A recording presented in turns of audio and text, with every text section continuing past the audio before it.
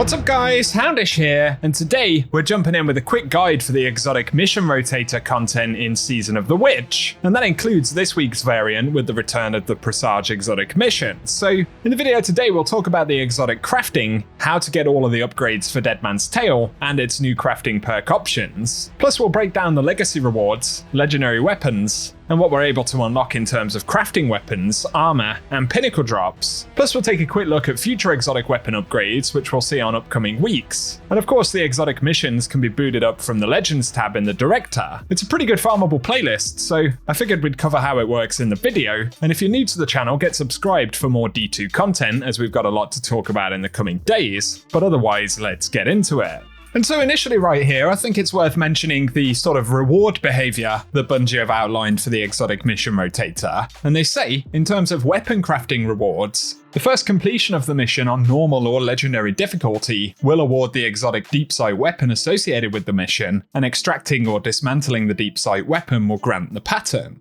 And then, for each completion of the normal or legendary version of the mission, will be awarded an intrinsic upgrade that can be used when crafting the exotic weapon. But on top of that, each completion will also award a catalyst upgrade for the crafted exotic. So regardless of the level there, every time we run the mission, we're going to make more progress on the exotic weapon that's featured. And then for normal armor and weapon rewards, they've said the normal and legendary versions of the mission have separate weekly reward lockouts. So the weekly mission rewards contain one guaranteed deep sight weapon that has not had its pattern unlocked, and one armor piece that has not already been obtained based on the current class. But if all weapon patterns and armor have been obtained for the in-rotation mission, a random world drop will be awarded. And then on every completion, we'll receive an additional weapon from the mission's weapon pool. However, this weapon will have no knockout or guaranteed deep sight behavior, but it does have the potential to roll with deep sight, although it's a random percentage chance. And so overall, in terms of acquiring the exotic, armor, and weapon rewards, it is a fairly rewarding activity.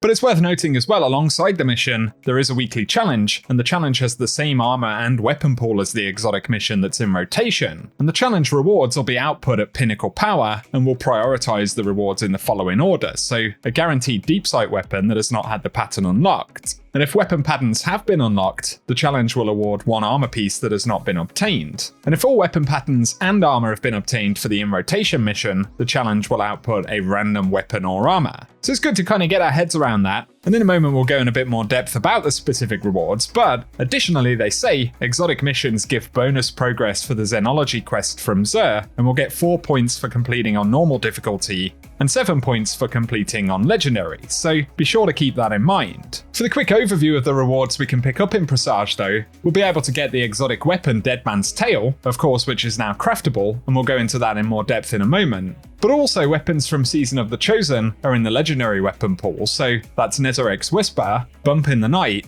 Tears of Contrition, Hollow Denial, Fire Fright, and Without Remorse. Plus there'll be opulent weapons, the Ostringer, Drang Baroque, Beloved, Callous Minitool, and the Eidolon Pursuant armor set. Just keep in mind that these rewards do require ownership of Beyond Light or Season of the Chosen. And so for Presage this week, we get access to the new craftable Dead Man's Tale. As expected, the first drop of the weapon will come with the pattern, which can be extracted on the mod screen or when we delete the exotic. Once that pattern is unlocked, Dead Man's Tale will appear at the crafting table, where we can see all of its upgrade options. And as always, the general trait perks can be unlocked via weapon level. We'll cover those in a moment. But the Intrinsic can be upgraded 4 times, and each time we complete the Presage mission in the Rotator, we'll get another Intrinsic upgrade, and these can be done back to back. So if you unlock the weapon for crafting after the first run, you can simply rerun the mission until all of the Intrinsic upgrades are available. And it doesn't matter whether you do the normal or legendary variant of that. For DMT, the Intrinsic upgrades unlock different stock options in the final column on the crafting menu, which of course will adjust some of the stats. And the base Intrinsic will already be unlocked on the weapons, so an additional 3 runs of Presage will allow us to unlock all of the stock upgrades, which consist of Handlaid stock, Short Action stock, composite stock, and finally fitted stock. So that's how we unlock those options. We should say though, the Catalyst perk, Dark Forged Trigger, can be unlocked for players who didn't already own the Catalyst by completing Presage, but there are no Catalyst upgrades like we see with Revision 0. So it simply unlocks the Catalyst perk option once you can craft it. And then of course there are the crafting options for perks and traits. Keep in mind, we now have the weapon level boosting option, so if you want to spend some currency to level up Deadman's Tale, that can be done with Glimmer and enhancement cores at an escalating cost depending on the weapon's level. So for a quick rundown of the crafting options, of course, there are the cranial spike upgrades initially. Then for barrels, obviously there are now a bunch of options at different weapon levels. For magazines though, we can get accurized rounds, steady rounds, flared magwell, armor-piercing rounds, high caliber rounds, ricochet rounds, or light mag. Then for the main trade options, we have outlaw, as well as 4th times the charm, compulsive reloader, killing wind, moving target, vorpal weapon,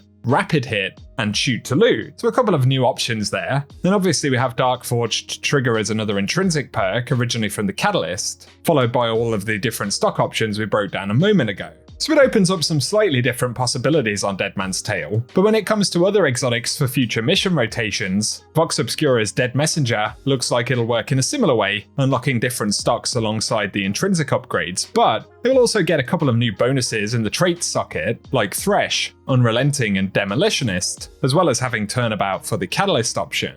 Then as Bungie have outlined, Revision 0 will stay more or less identical to the original version, but of course does make it acquirable for any players who didn't get it when it first dropped, so each of the weapons is getting slightly different upgrades for future rotations. And let us know what you think of the exotic crafting portion down below. Of course, on top of that, there are some juicy weapons in the legendary pool, as we listed earlier, and if you're still working on getting red borders of Season of the Haunted weapons, or things like Ostringer, or indeed first drops of those weapons if you didn't play the seasons which they were brought into the game in, then it's definitely worth jumping in, especially considering there is a bit of a knockout system, focusing on getting drops that players don't currently own. So, an interesting introduction right there with the exotic mission rotator. Let us know your thoughts about it down below, any roles that you're looking for on the featured items, or indeed weapons that you didn't pick up previously and will now have access to. Safe to say it is a very farmable activity and it's fairly rewarding, especially for players who didn't already own these items. So there we go guys, I hope the video has been useful today, and if it has, a rating below really does help us out on the channel. Also, be sure to get subscribed and I'll keep you posted with more Destiny content. Once again, feel free to give us any thoughts you have on the season down in the comment section, but otherwise I appreciate you tuning in, and I hope you guys have an awesome day. Guardian, this anomaly left in Mars's wake. I've seen it and others like it. Too many scorn for an active Guardian.